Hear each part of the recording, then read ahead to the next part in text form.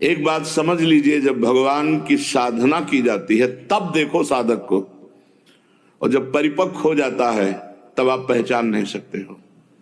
वैराग्य देखना है तो भगवत प्राप्ति के मार्ग में चलने वाले साधक को देखो, और अनुराग देखना है तो सिद्ध महापुरुष में देखो। पर अनुराग की दृष्टि नहीं तो नहीं देख पाओगे।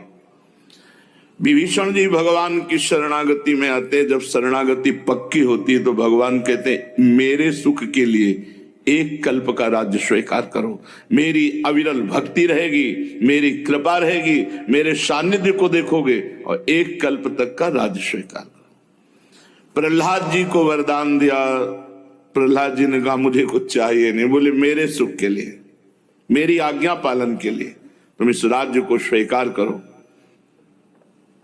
महाराज बलि का सर्वस्व अर्पित होकर जब शरणागत, मैं चलूंगा तुम्हारे साथ, द्वारपाल बन के रहूंगा, रसातल का राज्य स्वीकार करो।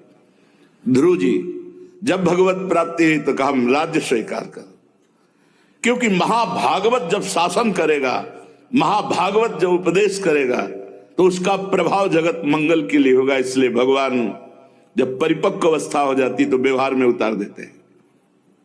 धन कमाने के लिए नहीं, यश कीर्ति के लिए नहीं। उनकी यश कीर्ति तुम लोगों के द्वारा क्या होगी? यश कीर्ति तो सबसे बड़ी, कि मैं हरिदास हूं, इससे बढ़कर कीर्ति क्या होगी? भगवान का हूं।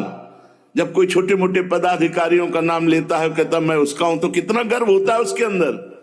अभिमान जाय जन भोरे, मैं सेवक रघुपति पति मोरे, अखिल ब्रह्मांड नायक परात्परी, इसका मैं दास हूं।